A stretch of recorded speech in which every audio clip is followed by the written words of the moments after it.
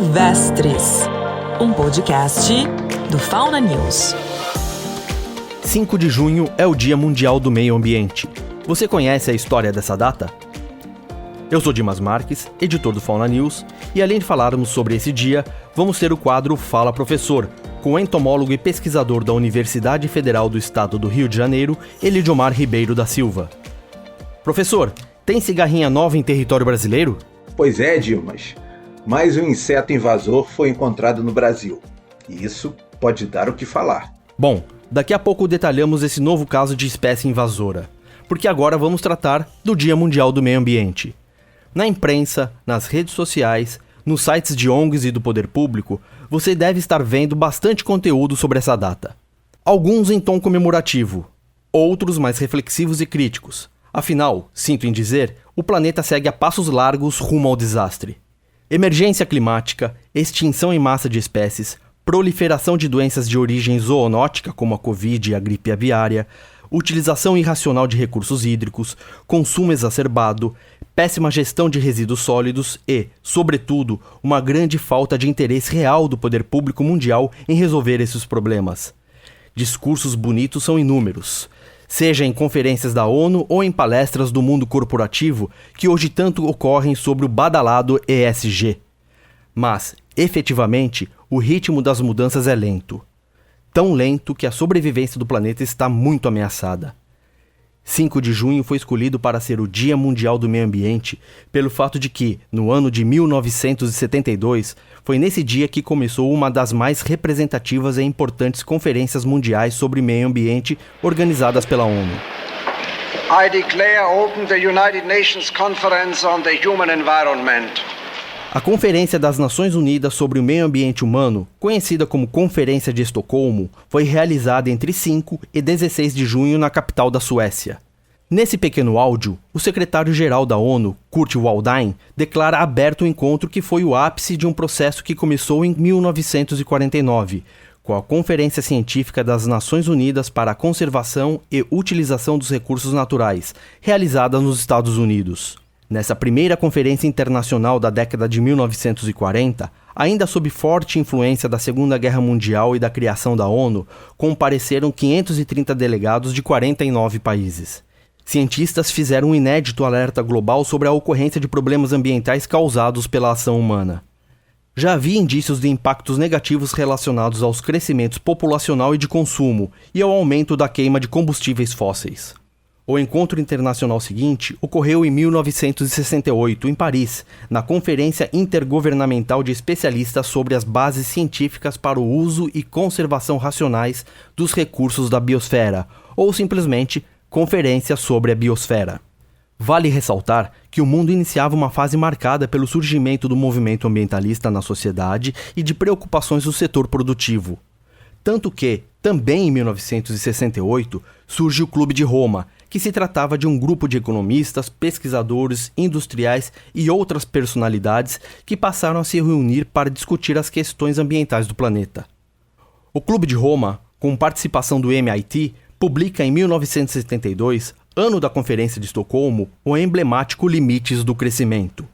Esse estudo indicou que se a humanidade continuasse no mesmo ritmo de crescimento e de consumo, os recursos naturais do planeta se extinguiriam em menos de 100 anos e haveria um colapso econômico. Essa preocupação ambiental não estava restrita a cientistas, uma elite industrial e alguns governantes. Setores da sociedade civil estavam se mobilizando, o que fez surgir o movimento ambientalista. Um bom exemplo desse processo é o Greenpeace, que nasceu em 1971. O mundo começava a se preocupar com as consequências ambientais do modelo de sociedade que fora implantado no planeta. Resumidamente, era esse o contexto que envolvia a Conferência de Estocolmo. O encontro foi bastante marcado pelo conflito entre países desenvolvidos, que defendiam a desaceleração do processo de industrialização mundial, e os países em desenvolvimento, incluindo o Brasil, que lutavam pela ampliação de sua industrialização. O resultado da Conferência de Estocolmo foi uma carta com 26 princípios com orientações, e não obrigações, para as nações reduzirem a poluição, a pobreza e os impactos negativos ao meio ambiente. Abre aspas. Chegamos ao momento da história em que devemos orientar nossos atos em todo o mundo com particular atenção às consequências que podem ter para o meio ambiente. Por ignorância ou indiferença, podemos causar danos imensos e irreparáveis ao meio ambiente da Terra, do qual dependem nossa vida e nosso bem-estar. Depois de Estocolmo, passamos pela Rio 92, pelo advento do painel intergovernamental sobre mudanças climáticas, pelos alertas da Convenção sobre Diversidade Biológica e a atual sexta extinção em massa de espécies, advogamos pelo desenvolvimento sustentável e atualmente pelo ESG. E assim seguimos. Destaco 2 termos desse trecho da Carta da Conferência de Estocolmo que acabei de ler: ignorância e indiferença. Não é mais ignorância. É indiferença suicida movida pela ganância. Falta amor à vida. Falta amor às outras formas de vida. O Dia Mundial do Meio Ambiente deve servir sim para uma reflexão sobre a forma como lidamos com a nossa vida e a vida do planeta. Mas só reflexão, sem o incômodo que gera a ação de mudança, não adianta nada. E chegou o momento do Fala Professor, com o entomólogo e pesquisador da Universidade Federal do Estado do Rio de Janeiro, Elidiomar Ribeiro da Silva. O professor Elidiomar nos traz informações sobre o registro de uma nova espécie invasora de inseto no Brasil, que foi encontrada em Goiás e tem potencial de impacto na agricultura. A distribuição geográfica dos seres vivos obedece regras naturais. Isso significa dizer que a ocorrência ou não de um organismo em determinada região do planeta é regida por uma série de fatores.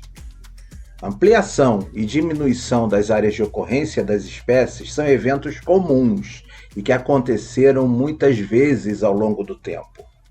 Porém, a verdade é que de uns tempos para cá, um fator tem mexido muito nessa delicada equação, mudando drasticamente e muitas vezes a distribuição das espécies. Eu estou falando da ação humana. Por conta de nossas ações desastradas, algumas espécies vêm sendo espalhadas por áreas em que não ocorriam naturalmente. E essas introduções artificiais de espécies causam alterações ambientais, em geral, muito difíceis de se prever. O Brasil é exatamente um dos países que mais recebem novos animais, plantas e outros seres vivos. Dentre essas nossas novas espécies animais invasoras, há exemplos de mamíferos, aves, répteis, peixes, moluscos, aranhas e insetos. Muitos insetos. Alguns deles até já foram tema na coluna Invertebrados, do Fauna News. Dentre esses insetos invasores, tem os que são bem conhecidos e famosos, como, por exemplo, as baratas domésticas, com destaque para a famosa periplaneta americana, e alguns mosquitos, com destaque para o mosquito da dengue, o Aedes aegypti. Bom, outros insetos introduzidos aqui, mesmo não sendo tão conhecidos pela população em geral, são muito importantes em termos econômicos. Eu estou falando das pragas agrícolas, que eventualmente causam prejuízos significativos às plantações. E pode ser que uma outra praga em potencial já tenha chegado por aqui. Em um artigo divulgado em 5 de maio de 2023, ainda na fase de pré-print, que é o artigo ainda não definitivamente publicado, mas já disponível para leitura, foi revelado um novo inseto invasor, de nome Leptodelphax maculigera. Uma cigarrinha da família Delphacidae e que é originária da África. O artigo em pré-print foi escrito por pesquisadores de diferentes instituições, com destaque para a Universidade Federal de Goiás. Conta o artigo que Leptodelphax maculigera tem ocorrência conhecida nas Ilhas Mascarenhas, em Madagascar, na Costa do Marfim, no Quênia e em Camarões, e agora está sendo pela primeira vez registrado no Brasil. Até mais do que isso, é o primeiro registro da espécie no continente americano, sendo que ela é polífaga, ou seja, capaz de se alimentar de diferentes tipos de plantas.